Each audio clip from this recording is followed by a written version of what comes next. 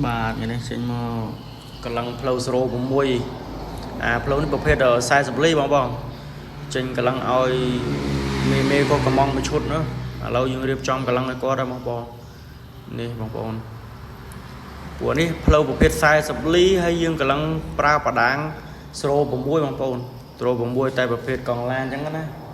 នេះប្រើប្រភេទកង់វង13បងហើយឈុតនេះដែរមេខាងកោះធំគាត់មកកំងមួយឈុតជើងក្រោមមកបងហើយវីដេអូនេះបើសិនជាបងប្អូនត្រូវការរមាក់រទេះឬជើងក្រោមរមាក់គ្រឿងរមាក់គ្រឿងរទេះអីគ្រប់មុខអាចតំណតំណងបានមកបងធានាតម្លៃក្រោមទីផ្សារជូនហ្នឹងហើយធានាតម្លៃក្រោមទីផ្សារជូនទីតាំងខ្ញុំបាននៅខេត្តតាកែវផ្លូវជ្រាប2មកដល់ផ្សារថ្នល់តឹងផ្លូវ3/4ចុះប្រហែលជា1គីឡូដល់ហើយបងប្អូនទីតាំងសិប្បកម្មសម្បាហ្នឹងបងធានាតម្លៃក្រោមទីផ្សារជូនមានទទួលតម្លើងរមាក់រទេះគ្រប់មុខរមាក់គ្រប់ធុនខ្នាតតូចខ្នាតធំអញ្ចឹងណាបងប្អូនសំខាន់ឲ្យតែបងប្អូនត្រូវការអាចតាក់ទងបានសំខាន់ឲ្យតែលុយដល់បងប្អូនចង់បានប្រភេទកំងអីក៏បានបងប្អូនអរគុណហ្នឹងហើយ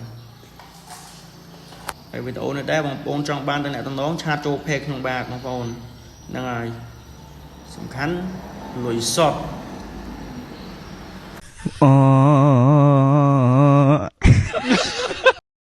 ហើយវីដេអូនេះដែរបើបងប្អូនត្រូវការ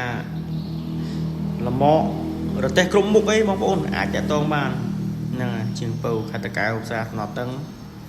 ចុះ1គីឡូមកបងប្អូនដល់ទីតាំងចំបាតហើយហ្នឹងតានីតម្លៃធូរថ្លៃជូនបងប្អូនមិនថ្លៃទេសំខាន់ជួបផ្ទាល់តែស្រួលទេបងប្អូនហ្នឹងហើយបើសិនជាបងប្អូនមានលម៉កបន្ទឹកអីអាចតំណខ្ញុំបានទទួលទិញនឹងមានលម៉កបន្ទឹកលក់ដែរតើបងប្អូនបើចង់បានអីអាចតតោខ្ញុំបានដែរលម៉កបន្ទឹកក៏មានថ្មីក៏មានបងប្អូនសម្រាប់បងប្អូនដែលត្រូវការអាចមកតតោខ្ញុំបានហ្នឹងហើយធានាតម្លៃធូរថ្លៃជូនទេអត់ថ្លៃទេបងប្អូនហ្នឹងហើយអរគុណមេដែលជួយគាំទ្រជួយទិញប្អូនអញ្ចឹងណាជួយ